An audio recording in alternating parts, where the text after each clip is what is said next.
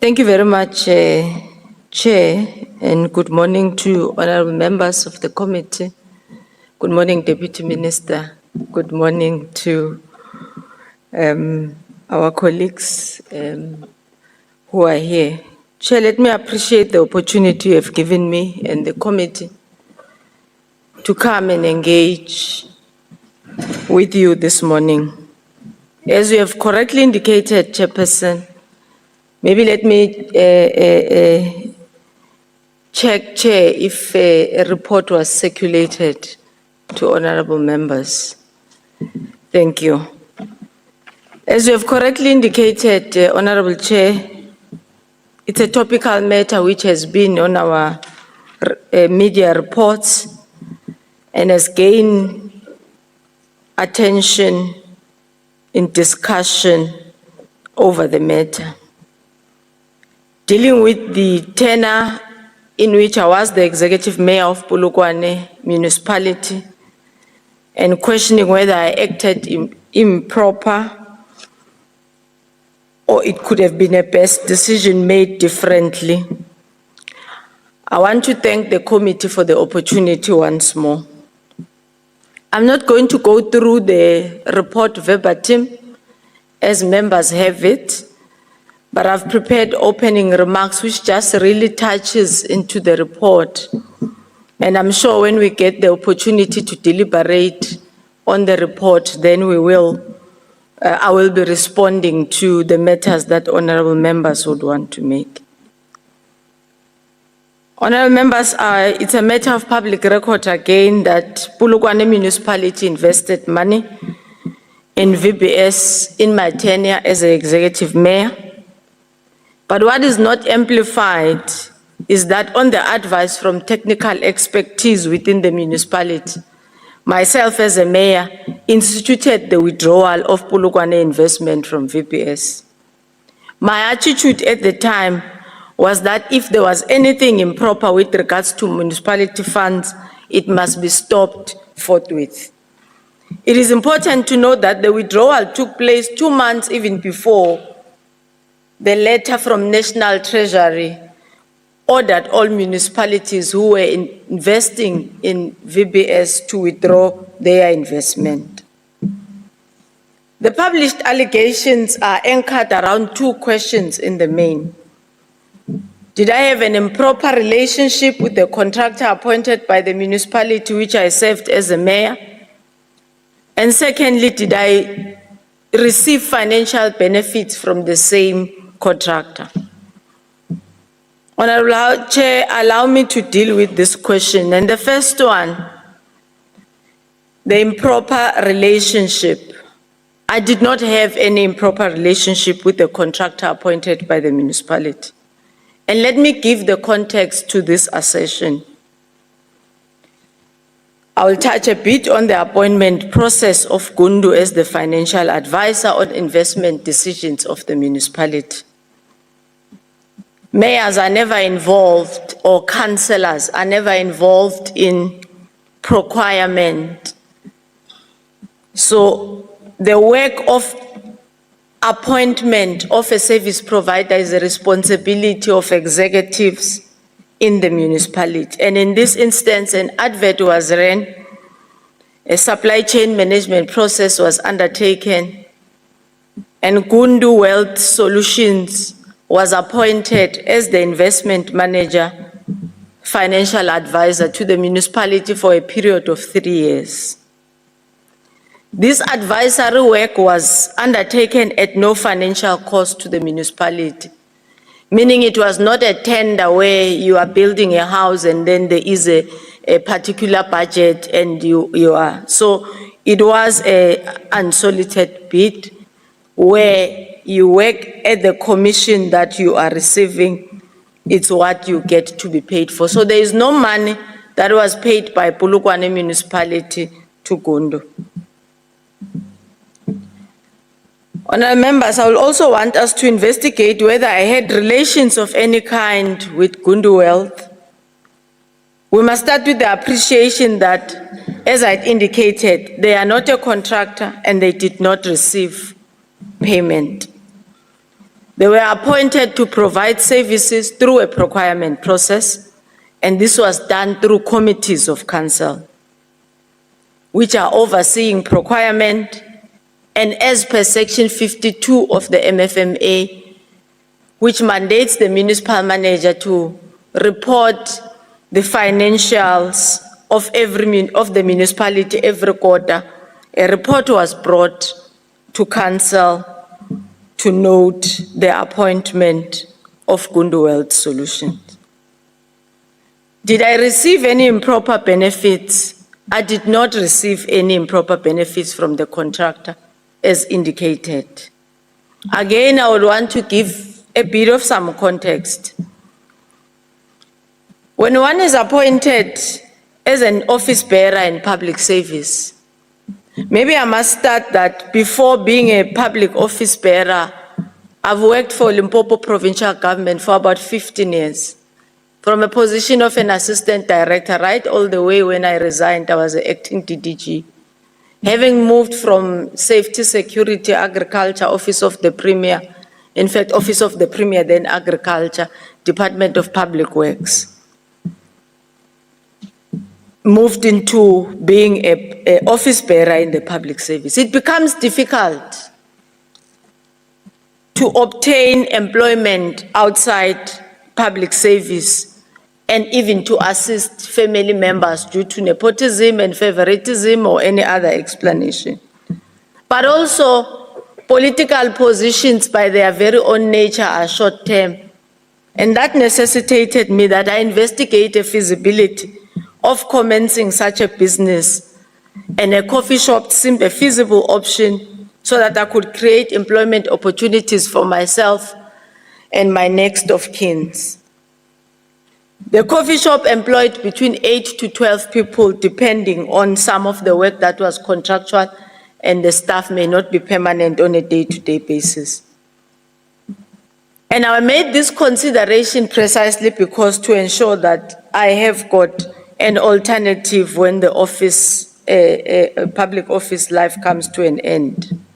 Initially, I intended to withdraw partially from my retirement savings, which were coming from the pension of being an employee of the state for about 15 years.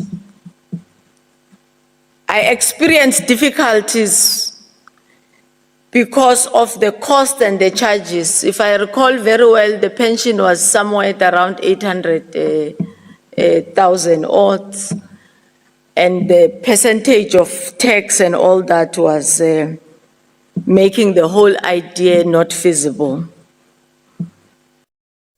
As good best I could finance, and I was advised against the the withdrawal of the retirement savings that I spoke about. And in those discussions, Gundu then informed me and advised of a loan product that they have that I could access.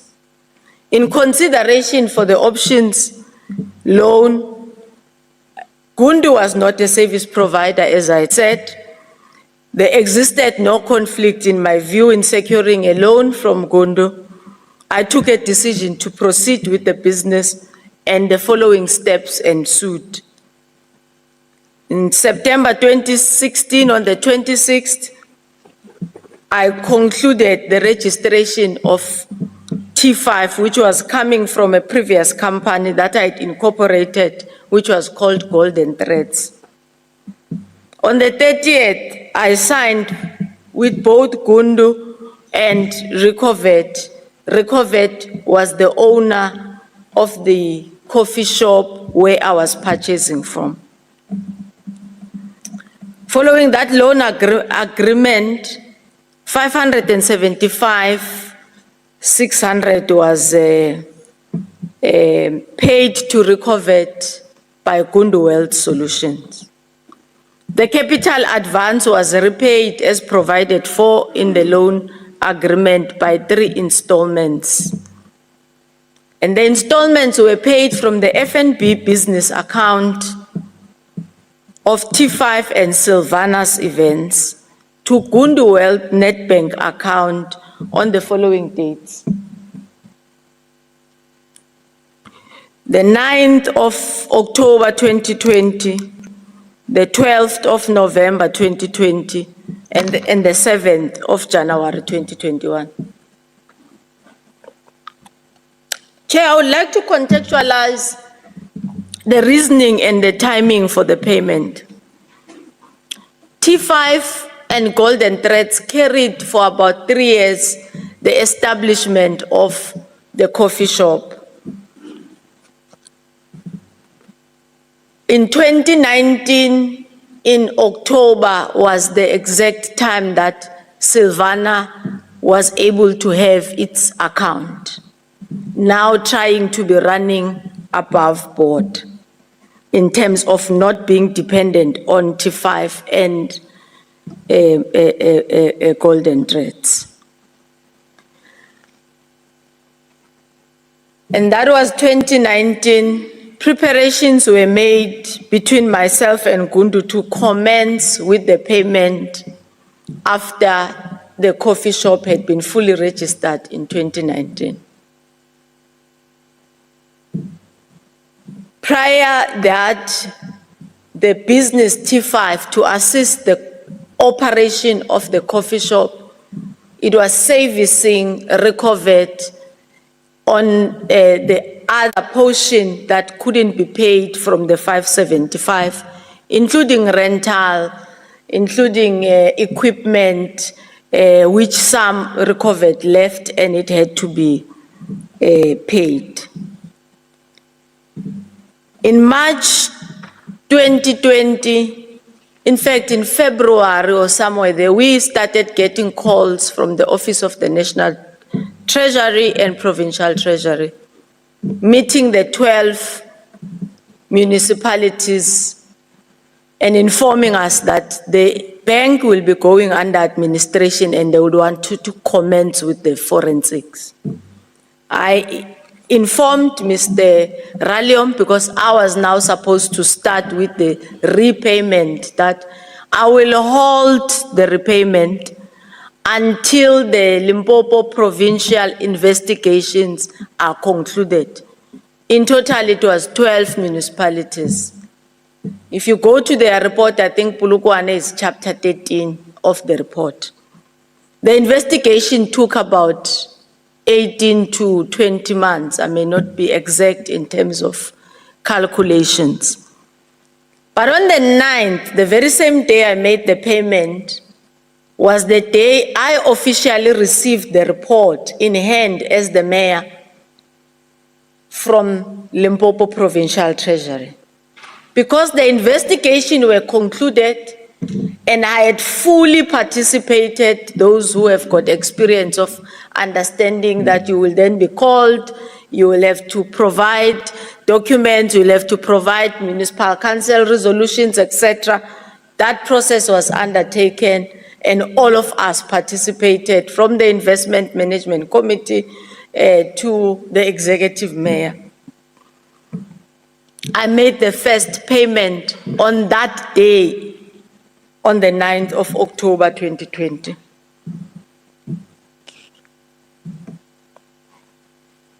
And again on the 12th of November, and the final one, totaling around 849,000, with an interest calculated at about 11.2 or so % at the time. So in excess of about 250 was the interest that was paid to Gundu. I've touched a bit on the Limpopo Treasury investigations. It is important that I indicate to the House that the investigations will obviously come with remedial action and corrective measures. Paragraph 18.92 of that report didn't spare me, as the Executive Mayor, from a corrective measure. And I'm quoting it. It is recommended that corrective action be considered against the Executive Mayor, Tinka Dimeng, in that she failed to comply with Section 52 of the Municipal Finance Management Act. Considering that Polokwane municipality did not incur any losses And I, as a mayor, was proactive enough to order the withdrawal of investment, as I indicated, even before National Treasury wrote to us, and the money of council was paid back with its interest into the municipal account.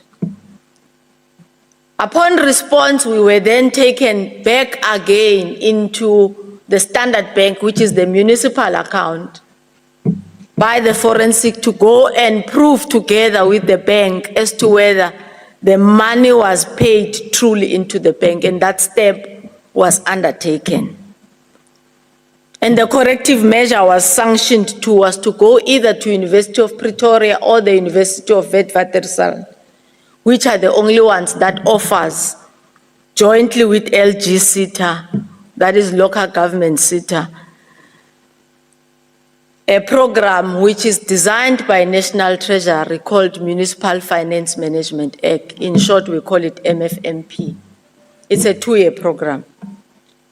I took this corrective measure very seriously. I commenced with my studies the following year when universities opened in January. I registered. It was a block program. I will leave Polokwane every week to come and attend the block of the entire Municipal Finance Management Act in its entirety. I actually concluded, honorable members, this program after I was even no longer a mayor when I was a deputy minister. So ordinarily, if I had not taken that corrective measure seriously, I would have said, well, I'm no longer the mayor, I'm no longer on MFMA, but I will leave it. But I stuck to that 2 years. I concluded the program. I'd like to draw to a close and affirm that, one, there was no improper relationship. I requested for a loan. A loan was advanced. Interestingly, today I saw something circulating which I'd never heard, which indicates even from the other side that the transaction was Silvana's loan. Much has been said about the conflict of interest to the position I now hold. The Department of Justice and Constitutional Development plays no role in decision-making by the NPA on who to prosecute or not. The office I hold does not have a direct relationship in instructing or convincing the NPA on how to act on their mandate. On the matter of taking the loan, I've dealt with the allegations of conflict. And my understanding was that if you ask for assistance on someone who doesn't have a direct bearing or payment from the municipality, it is possible, and I repaid it back. When the president informed me that he is assigning me to this department, the issue of conflict of interest actually that crossed my mind was not this issue. It was an issue that I am, on behalf of my family, sitting in court on the case of my sister, that the NPA has placed charges on allegations of murder to people. That's what crossed my mind. I discussed it with the president as well, and we both came to a conclusion that it is a matter that is already sitting in court. I have got no say in it. It will live its life and it will come to its conclusion. And I decided I will take the request by the president, because I also do believe that's what even the person that I thought I shouldn't take the responsibility because of her would have wanted me to put the people of South Africa first. And it was on those bases that I accepted the request by the president. And having convinced myself that even in that case, I cannot, will never be able to influence the NPA on how to do its work. And I wouldn't want to elaborate on the commitment I gave them in my first meeting on my willingness to assist and my willingness to be able to cooperate all the time on any needs that they have and work that they would want to do. Honorable Chair, thank you very much. The report, as I had said, give a bit of more detail than the summarized version that I had. And I would like to thank honorable members once more for the opportunity to come and talk to you. Thank you.